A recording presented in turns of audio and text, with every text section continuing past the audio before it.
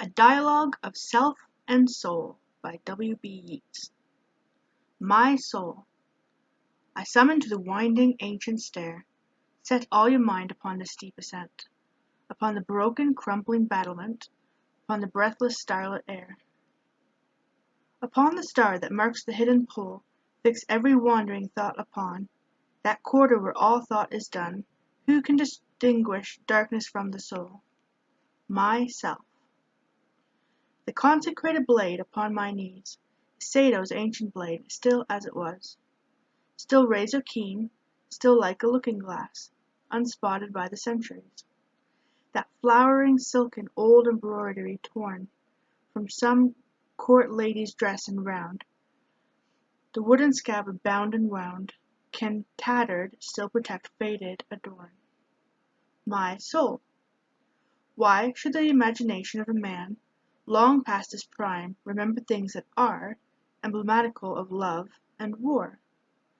Think of ancestral night and that can, if but imagination scorn the earth, and intellect its wandering to this and that and t'other thing, delivered from the crime of death and birth. Myself. Montashigi, third of his family, fashioned it 500 years ago.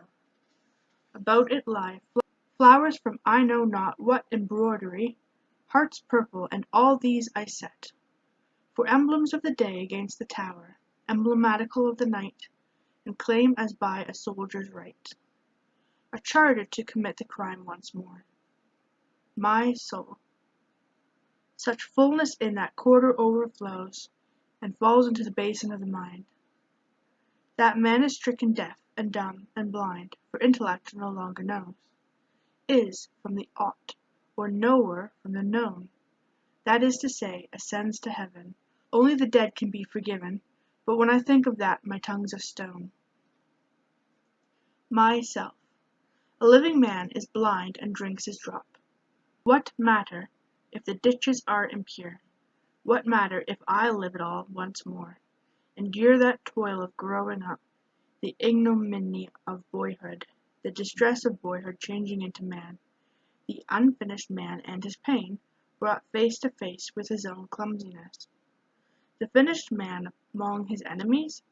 How in the name of heaven can he escape that defiling and disfigured shape, the mirror of malicious eyes, cast upon his eyes until at last he thinks that shape must be his shape? And what's the good of an escape if honor finds him in the wintry blast?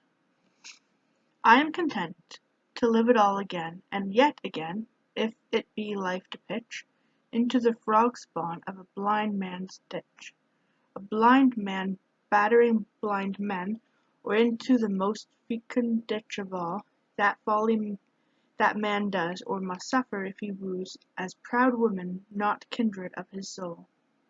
I am content to follow to its source every event in action or in thought, measure the lot, forgive myself the lot.